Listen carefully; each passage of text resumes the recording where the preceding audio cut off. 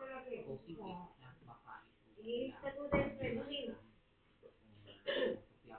gagawin mo, boy? Alam ka ba ni Ogie? Ito.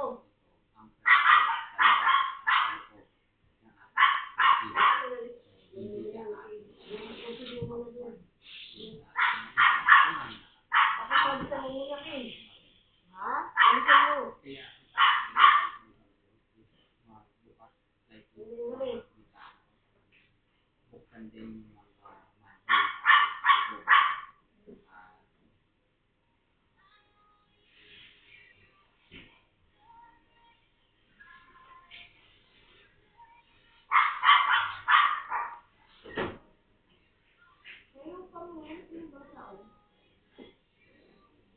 Antayin ko lang. Ang ganito lang.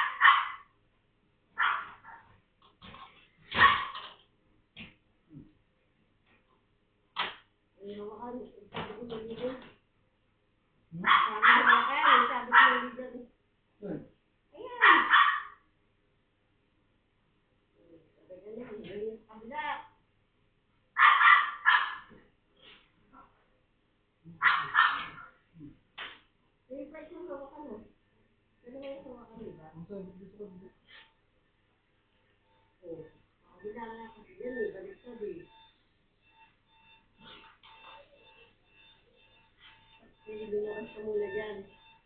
Nag-ipit na gulong. Uy, isa. Nilayan eh. Ganyan din yan.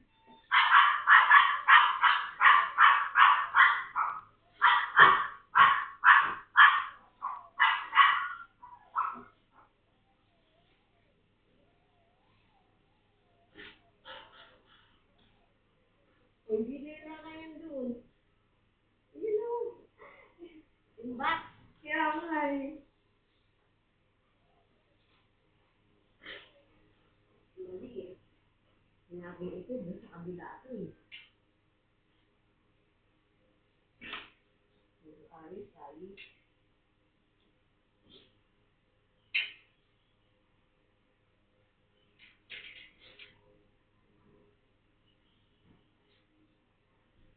Sabi mo kung ano ibukin. Ibukin mo doon. Ibukin mo. Hindi ganito. Ayos na yan. Mahirapan lumakad dito dami mo.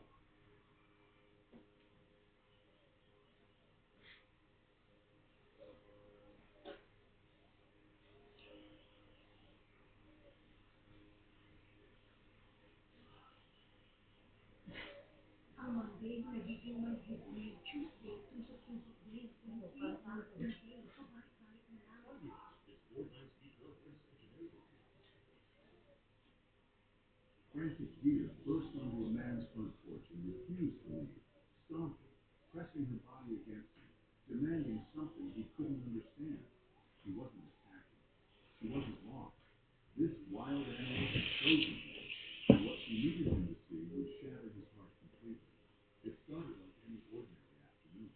The man had been inside his home, going about his day, when the sound of feet on the front step pulled him toward the door. He opened it, and standing there just feet away was a goat, a fully grown white-tailed deer, right there on his porch, staring at him with wide, desperate eyes. Most people would have stepped back in shock. He did too. But before he could even process what he was seeing, the deer moved toward him, not away, toward him. She pressed the side of his face against his leg, nudging him, pawing at the ground, and looking back over her shoulder, and then back at him again. He didn't understand. How could he? His first instinct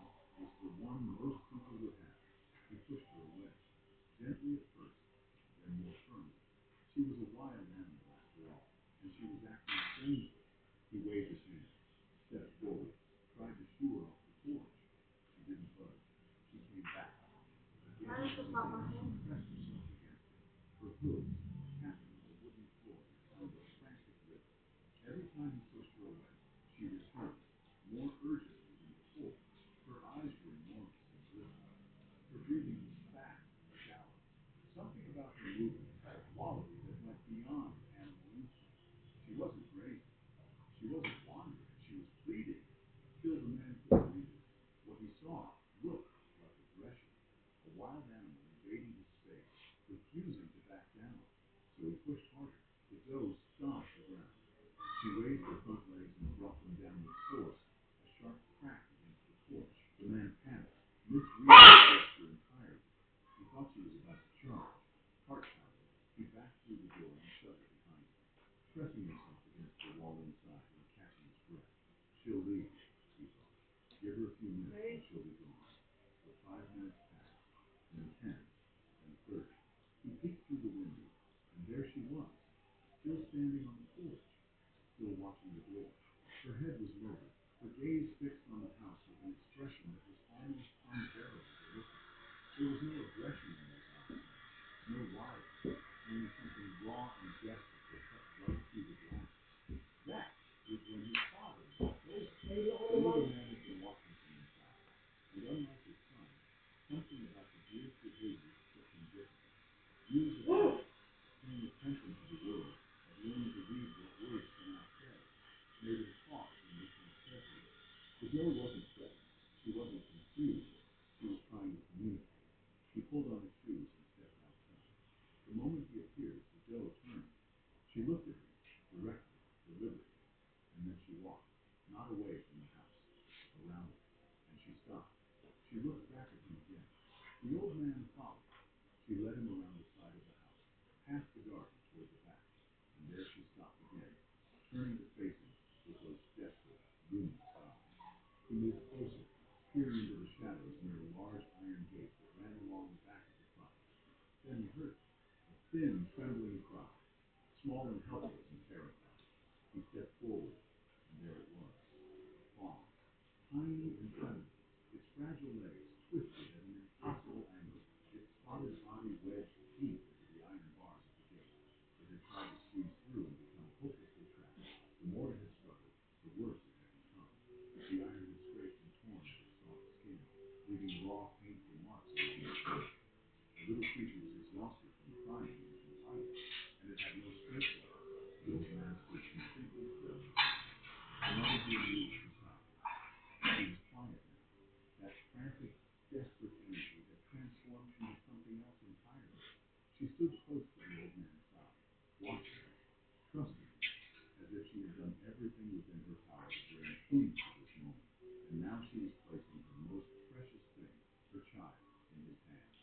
He moved slowly. Every instinct told him to hurry, but he knew that speed would only quicken the faw's pace. He went to the shed and returned in a soft, quiet voice, gently, speaking in low, steady tones. He approached the little animal. He laid the cloth over its eyes, walking into the door. He felt the faw's skin shivering against his knees. Then he worked. He worked one leg free of the side. Before the constriction Yan ka na! his chest as he eased it through. And then the fawn was free. He held it for a Dapat moment, malapit mo running na his sa hand mata. carefully along its legs, its spine, its rib cage. No breaks. The wounds were raw but not deep. The fawn was frightened and exhausted and sore, but it would heal. It would be okay. As he held it close, the white claws slipped from the fawn's face, and the little creature looked up at him. It didn't struggle. It didn't cry. It lay quietly in the arms of this stranger who had just freed it from the grip of cold iron. The old man set the fawn gently on the ground. For one suspended second, nothing moved. Then the fawn found its legs, wobbly, uncertain but real, and it ran. It ran toward its mother with everything it had, a small spotted blur of joy and relief, and the mother doe was already moving to meet it, her whole body electric with something that had no name in any human language, but that every living creature understands. The old man stood in the face from every instinct telling her to stay away from humans. walk up to a stranger's door, to push and stomp and refuse to give up, even when she was shoved away again and again. To trust that somewhere in the tall, bewildering world of humans, there was one who would understand, hear them right, if she had turned back, if she had given up after the first push, the second, the third, her baby would still be trapped in that iron gate, alone and in pain in the growing dark. But she hadn't given up. She had knocked on the stranger's door and refused to stop knocking until someone listened. And sometimes that is all any of us can do for the ones we love.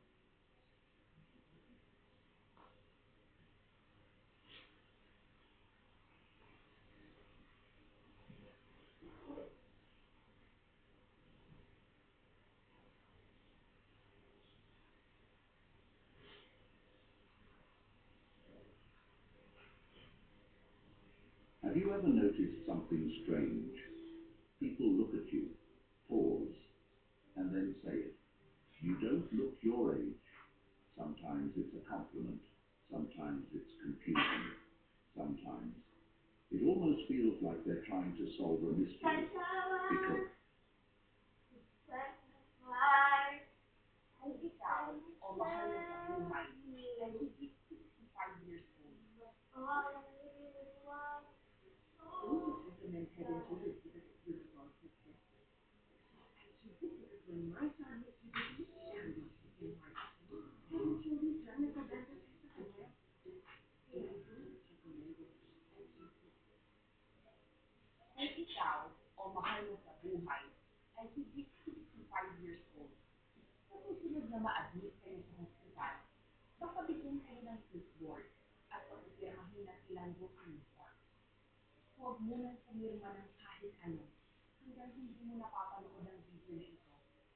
Dahil minsan, ang pinakamapanganib na bagay sa hospital ay hindi lang sakit. Minsan, ito ay isang papel na hindi mo nabasa, isang bill na hindi mo naintindihan, isang gamot na pinalitan ng hindi malinaw, o isang discharge na masyadong maaga habang mahina pa ang katawan mo.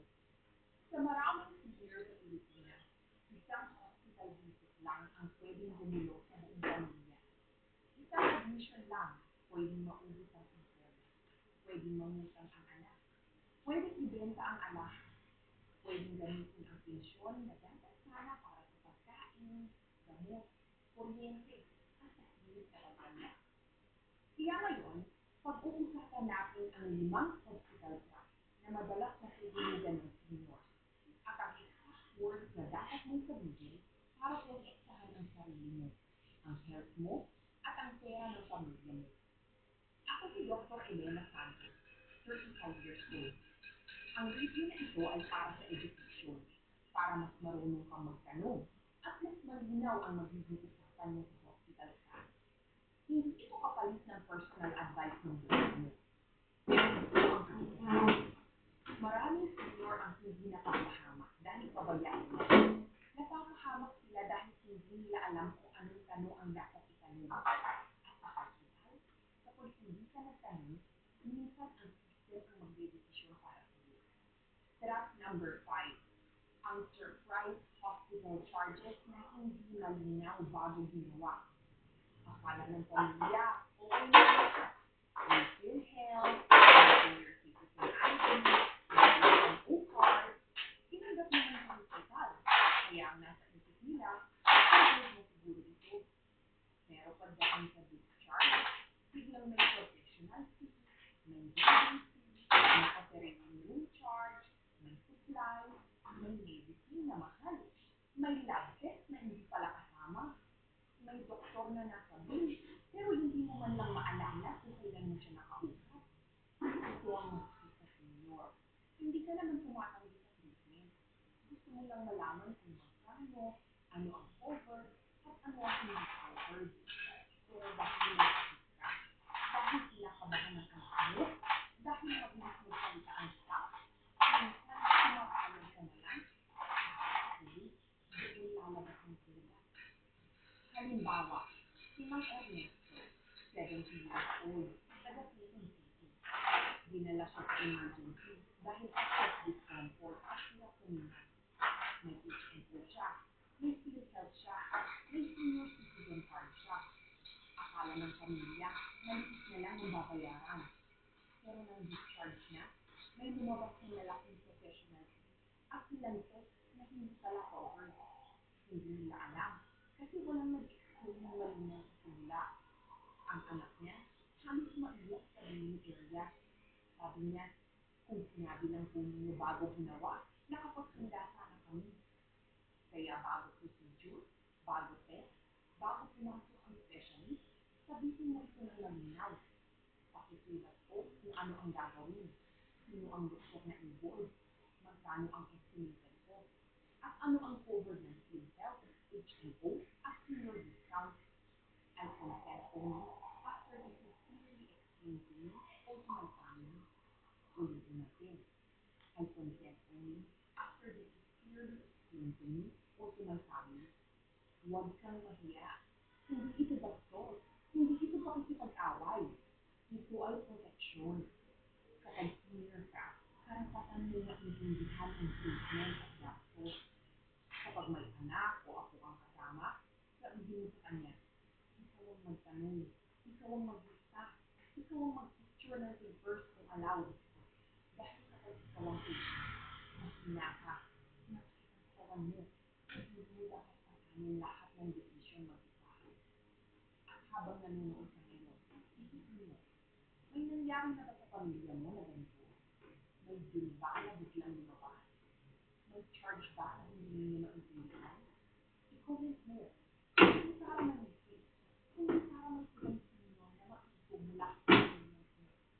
Draft number 4. Ang masyadong maagang discharge. Ito ang draft na kainit pero delikado. Hindi ito nagsisimula sa galing. Nagsisimula ito. Pwede na ito kayo umuwi. Kapag narinig ito ng senior, hindi ka natutuwa pa. Gusto na rin umuwi. Gusto na sa sariling kama. Gusto na ng sabaw, lugaw, tinola, ganyan sa babae. Pero kaya na ba talaga ng katawan? Maraming senior ang pinapauwi habang mahina pa. Kaya pa bang maglakad papunta sa banyo? Kaya pa bang bumangon nang hindi napipilo? Alam ba ng pamilya kung paano ibibigay ang gamot? May oxygen kung kailangan? May follow-up ba? May therapy ba? May bantay ba sa gabi? Kung hindi malinaw ang sagot, delikado ang discharge. Halimbawa, si Aling Nena, 73 years old, taga Cavite. Na-admit siya dahil sa pneumonia. Bumuti ang lagnat niya, kaya sinabi na pwede na siyang umuwi. Pero sa bahay, kapag tumatayo siya, sinisingal pa rin. Kapag pupunta sa CR, nanginginig ang tuhod. Hindi naintindihan ng pamilya kung kailan ibibigay ang antibiotic at kung kailan babalik. Kinabukasan, lumala ang paghinga niya. Bumalik sila sa emergency. Ang gasto, na doble. Ang pagod, na doble. Ang takot ng pamilya, na doble. Kaya kapag sinabi ng hospital na discharge na, huwag agad sumagot. Sabihin mo ito. Hindi pa po ako Pagod. confident Ang na gamot-gamot ready mo. sa umuwi. Please review my discharge plan with Ang my family. gamot-gamot mo lag. Ito ng written instructions for medication. Manang nanay mo. Warning signs. Follow-up. Sorry lang and eh. change. Napakahalaga ng written instructions. Lalo na kung senior ang patient. Dapat malinaw ang gamot. Dapat malinaw ang pagkain. Dapat malinaw ang bawal. Dapat malinaw kung kailan babalik sa doktor. Alam mo, papa. Dapat malinaw kung kailan emergency. Sabi lang Kung may eh. high blood pressure, itanong kung kailan susukatin ng BP. Kung may diabetes, itanong kung kailan i-check ang blood sugar. Kung may kidney problem, itanong kung gaano karaming tubig ang safe at anong pagkain ang dapat iwasan. Kung may sugat, itanong kung paano lilinisin. Kung may bagong gamot na hindi kailangan mamahalin. Lugaw na hindi maalat. Tinolang manok na may malunggay. Nilagang isda. Sukat na light lang. Saging na saba kung okay sa blood sugar. Papaya kung okay sa tiyan. Iwas muna sa sobrang alat, tuyo, chicharon, instant noodles, canned beef, matatamis na juice at soft drink. Lalo na kung may BP, diabetes o kidney issue. Tandaan nito, ang tanong ay hindi lang pwede na bang umuwi? Ang mas tamang tanong ay safe na ba ako umuwi? Fact number 3. Ang biglaang pagpapalit ng maintenance unit. Ito ang trap na maraming senior ang hindi napapansin. Pagpasok sa ospital, may listahan ng pharmacy ng available medicine. Minsan, iba ang brand. Minsan, iba ang generic. Minsan, iba ang schedule. Minsan, nahihinto muna ang gamot. Minsan, nakakalitan. At kung hindi malinaw ang explanation, pwedeng malito ang katawan ng senior. Para sa senior, ang maintenance medicine ay hindi basta tableta lang. Ito ang gamot na inaayos sa loob ng buwan o taon.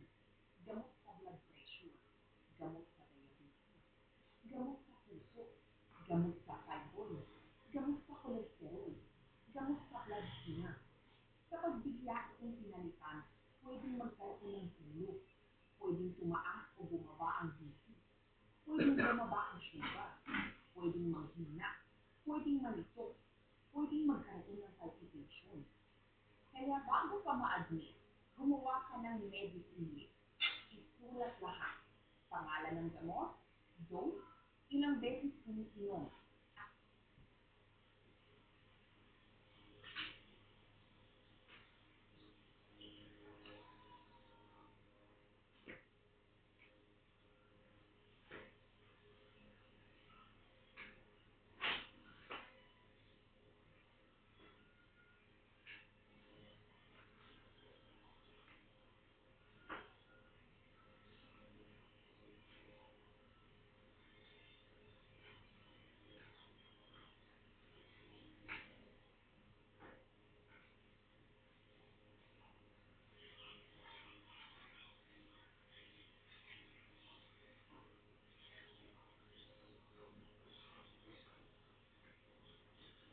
And all I really want is to hold you tight.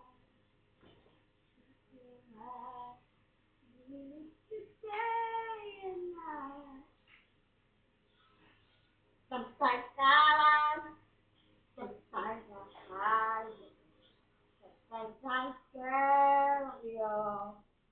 But all I really want is to hold you tight.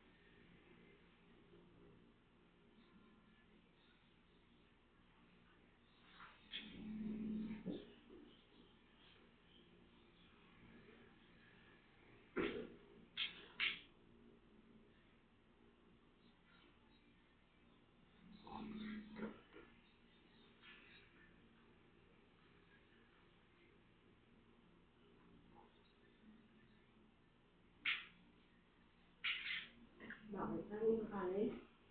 Ayoko na adobo. Ganun sa akin mo. Ituyo! Hindi naman maalat ah. Naku, kala mo lang yun.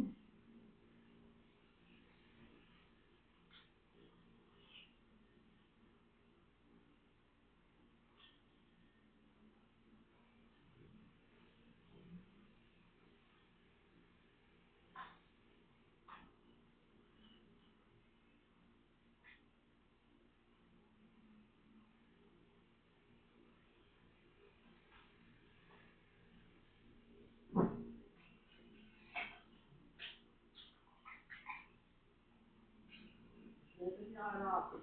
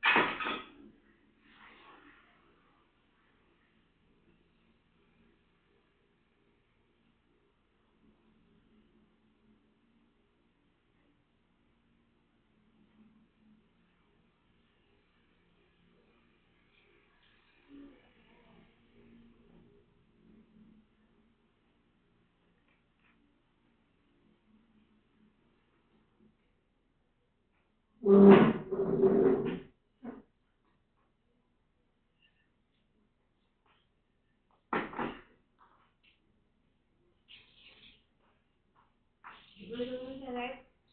Nagsinig ka. Paano mo kaso yan?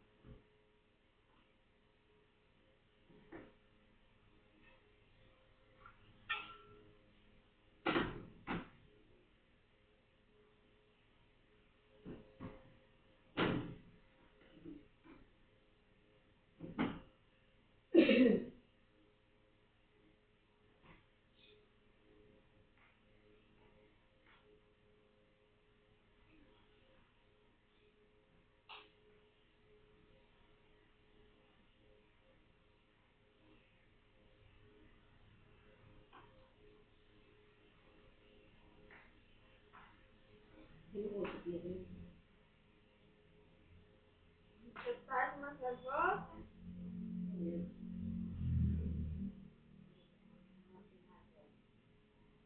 Kaya dadong maingat. Pero sigarilyo niya ayaw niya itigil.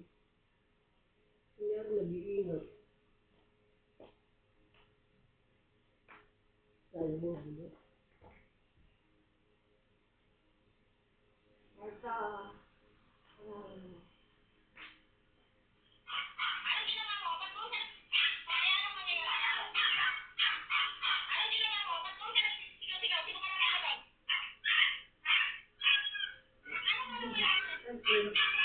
Lumasagot.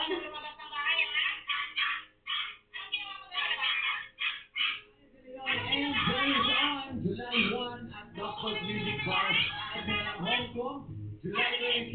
at one-sided volleyball. Natalo na ng New Zealand Village Racing School of Edward Oakland to 10-19 Wellington at the semi-volleyball Queen at the 7-6 by third. Yes, ang sarap ng official po sa ABS-CBN every Monday, Wednesday, and Saturday para sa Miss Gray, and every Saturday naman para sa Most Top Chika at PNP School Showdown. And again, Leslie, imagine mo si MC na Ayo. pumunta dito sa ABS-CBN. And of Diba? course, yes, iniiwan ko rin si MC na pumunta ng ABS-CBN entrance at pumasok na rito.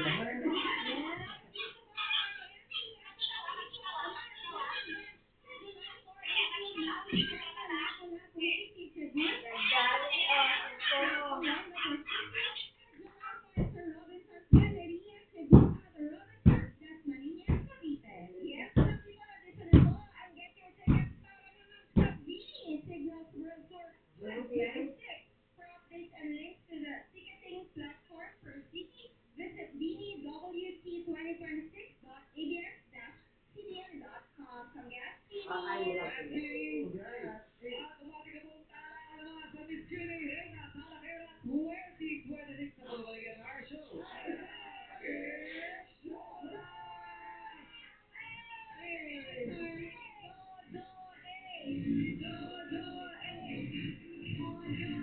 Showtime would like to thank Powerhouse Tools.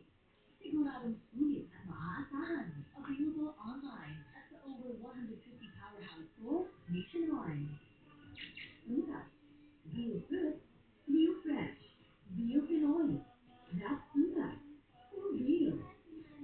Lingnam. Taste the OG. Lingnam Original Beef Wonton Noodles. Regent Cheese Rings. Ang paboritong cheese wrap. Introducing jalapeno flavor. Hotel Sogo. So clean, so good.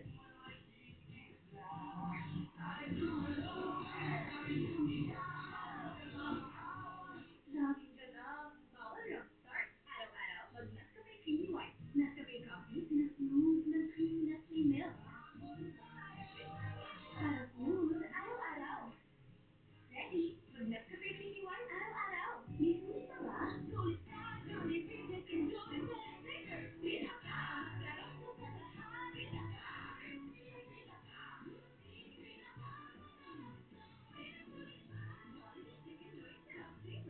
Cream Silk Condition to Win promo. Buy Cream Silk. Upload your receipt and win. Get instant GCash credit and a chance to win 100,000 pesos, a trip to Paris, or a brand new Tesla. Join now. Gaano ka-protected toddler mo? Up to 1 billion. Nido 3 Plus. The only milk with up to 1 billion probiotics that help fight viruses. Tulong for respiratory protection. Choose Nido 3 Plus. Your active milk. Sir, pwede po mag-breakdown? Hindi. Break time lang. Nakinig ko si Kirson. Sarap din. Oh, biyambag na ako Sumasaya ang break time. Sa labas. Sa class, at magpapakita ng ilan. Ang break niya. Watch him. May ulit, may yak, at may ulit pa. Ginaling yun. Hindi, laki-laki niya eh. Merienda na. Ano si Q? Ilang buwan mo na? Time for the crackers. Ah.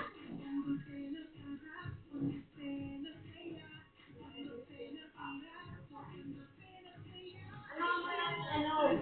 Ayun na alcohol. Inuulit like this, imbis na yung masarapin, mas masarap. Ito ang all-in-one na pangkat na pangsasarap. Kaya ang season itlog, nagiging magic clove. Exciting tuloy ang kain. Subukan nyo na. Sabay-sabay sa good vibes. And approved Coffee Blanca, creamy as ever with New Zealand milk, and multi sarap with premium coffee beans. Creamy as sarap na. Nakaka-good vibes. Para ready for the day. Sabay-sabay na.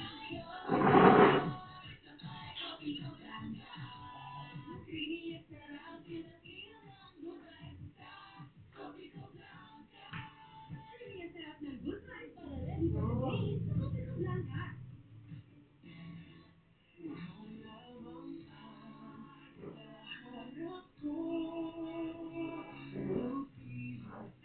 Talking Solar Compact.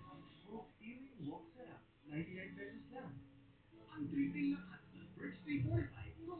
libreng lakas na. Tulong lakas bilang sa brain, brain plus eyes. Bilang sa bone, bone plus muscle. And immunity plus energy. Cosmos libreng lakas. Fresh 345. Iba ang saya kapag maganda ang pakiramdam nila. Sa pag-aalaga sa kanila, hindi pwedeng magkamali. Kung may gamot na hiyang sa katawan nila, mahirap magpapalit-palit. Para sa akin, kailangan nila. Night medicine, night medicine. Para sa akin, kailangan hiyaw. Night medicine, night medicine. Sa buhay sa kailangan. Vitamin C ang kailangan. Mountain Dew.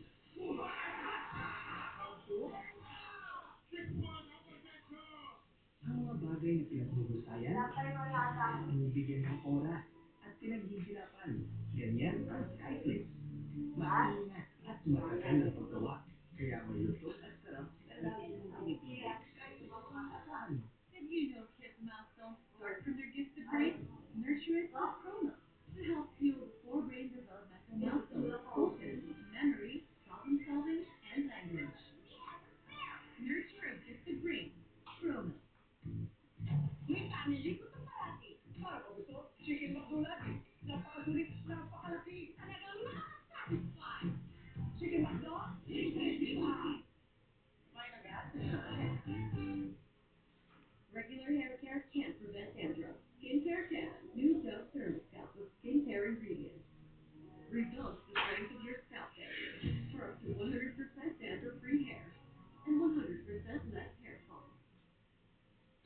Goldie Mart pati kape, kaya araw-araw umiinom ng Nescafe Latte 100% puro at natural. Pinakamasarap sa black sauce. 100% siya araw-araw. Mag-Nescafe Latte araw-araw. Tanggal ng sipon, maghirap ang immunity. Ang best ever meal get blood work with this. Napalakas ang immunity, laban sa sipon virus. Magsulit galing. Meal get D++ Forte. Dito yung ulam. Sa almusal, Mami Turret you! Favorite niyang Lucky may noodles for carbohydrates. Add egg for protein, veggies for the win. Mas init sarap sa umaga. Ika, baka mahulog ka. Nalakas pa naman ako mo. Aray! Ika, tanggalin natin lakas mo. Ensure Gold, may HMB and triple protein para sa 2 times improved lakas. Ensure Gold. Sipon, punso, pero breadwinner. Laging bigay todo, laging extra. Ang Regisco Crackers, may pasobra din. Kahit special ka, extra laki, extra dami para sa'yo. Natuloy mo, sarap bibigay todo. Regisco Crackers, may pasobra kahit special ka. Ang new and improved Copico Blanca with New Zealand milk and premium coffee beans. Creamy ang sarap na. Para ready for the day. Creamy ang sarap, feel na ang good life. Creamy ang sarap ng good life para ready for the day sa Copico Blanca. Out of control man ang presyo ng bilihin. Nasa kamay mo pa rin ang Nestle Budget Budget Sarap. All in one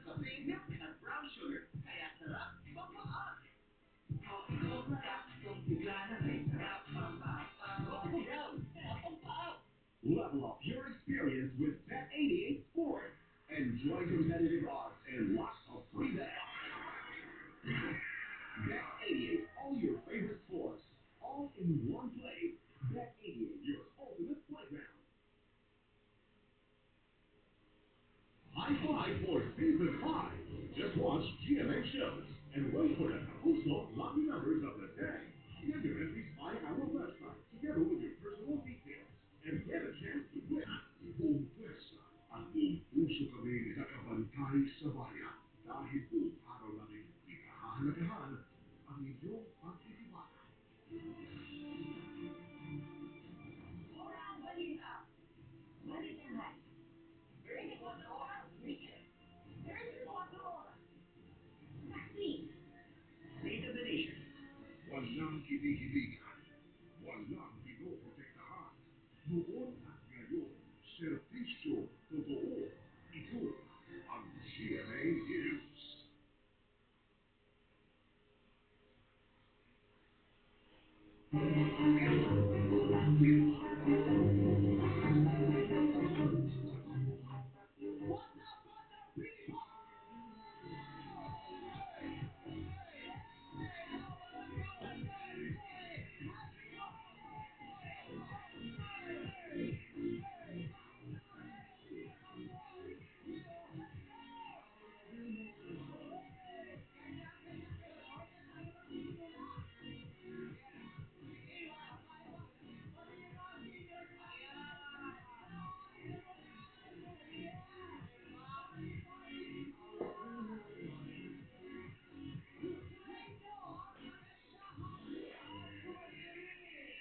Nauulat ng kagandahan, may nakasalo at may nakatingala lamang kung sino atin ang malalaman. Welcome to Miss Q&A Reyna Sarajera 2026.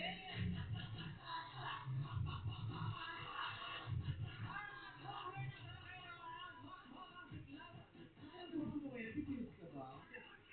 Hindi. Uy, nag-chest ako Ninong. Nagagalang ka na. Oo. Akin din. Oo. Balik sa gym. Oo, Tara.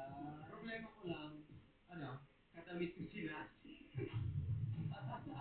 Pare-react ko sila.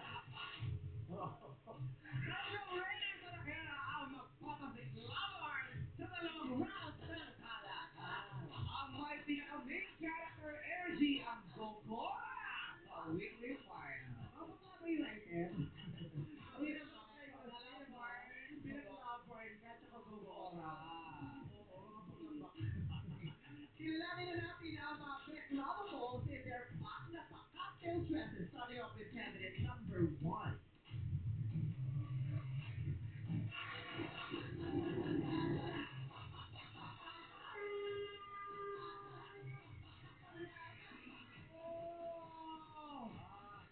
Sinong magsasabing mahal ang langis ngayon? Kaya naman, candidate number 2, say goodbye to your atay. Candidate number 2, What's up, Madlang people? My name is Kate Carpus, 26 years old, mula sa magigising at matatapang, ang reyna tarakera ng Tondo, Manila. Na nagsasabing, minsan na lang po makakita ng maganda. Oops, nakalangin pa. Hashtag Pretty Proud. Kisses for all. Love, love, love. And I thank you. kapit-kapit number. Talaga kailangan tatlo. Oo. Sinabi, Tony Fowler.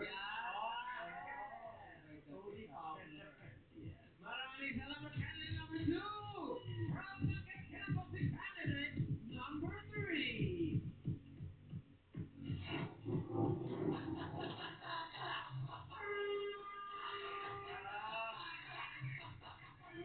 Yes. Si candidate number 3 ay nahirap din ang katawa ni candidate number 2. Magay mo na ng ulo. Si candidate number 3 ay teacher sa weekdays at pasok naman sa weekend. Ang plot twist, mas nakikinig ang mga bata at mas siya. Matalinghaga raw siya at malalim na tao. Kaya tuwing may kausap siya, nag-i-scuba diving sila. Ladies and gentlemen, eto na hirap sa paglalakad, si candidate